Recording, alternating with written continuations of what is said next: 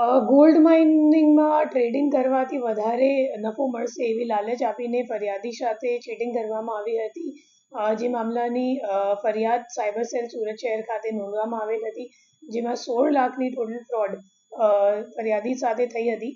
એ કેસમાં પછી જે 15 લાખ રૂપિયા જે અકાઉન્ટમાં ગયો હતો, તો એ અકાઉન્ટ નો જે અકાઉન્ટ હોલ્ડર છે એ એકચ્યુઅલી કરંટ અકાઉન્ટ છે, અને કરંટ અકાઉન્ટ જેના નામ ઉપર છે, તો એમની ધરપકડ કરવા માટે આપણી ટીમ હૈદરાબાદ ખાતે ગઈ હતી, અને હૈદરાબાદથી આરોપીને ઝડપી પાડીને અહીંયા લઈને આવેલા છે અમે. અને જે અકાઉન્ટ છે એને જોતાં ખબર પડી કે આ કમ્પ્લેન્ટ સિવાય હજી 5 કમ્પ્લેન્ટ છે આખા ઇન્ડિયામાં, જે એમાં નોંધવામાં આવી છે, જેમાં ટોટલ 3 કરોડનું ફ્રોડ સામે આવ્યું છે.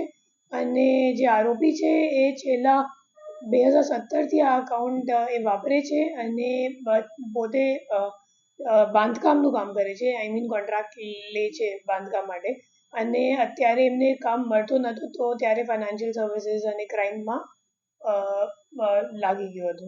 અને હવે આ દિશામાં તપાસ ચાલુ છે કે આરોપી જેને કરંટ અકાઉન્ટ આપ્યું હતું ટ્રાન્ઝેક્શન કરવા માટે, તો એ માણસને પકડવા માટે અત્યારે અમારી તપાસ ચાલુ છે.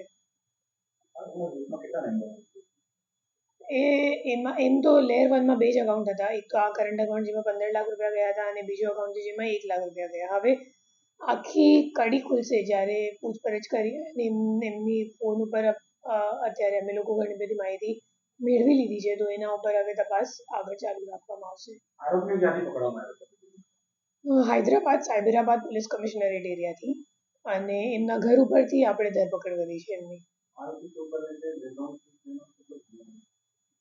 એકચ્યુઅલી મૂળ તો ઓડિશાનો વતની છે, અને લાંબા સમયથી હૈદરાબાદ રહે છે, અને એમનું મેઇન કામ બાંધકામનું છે, પણ છેલ્લા 2-3 વર્ષથી એમને કંઈક કોન્ટ્રાક્ટ મળતું નહોતું, તો પછી આ દિશામાં આવી ગયું છે. એમના ટેલિગ્રામ અને વોટ્સએપ ચેટ ઉપર ઘણું બધું યુએસડીટી ટ્રાન્ઝેક્શન્સ અને દુબઈનું ટ્રાન્ઝેક્શન્સ એવી રીતનું ઘણું બધી ચાર્ટ અમે લોકોને મળ્યું છે, તો આ દિશામાં આપણું તપાસ ચાલુ છે.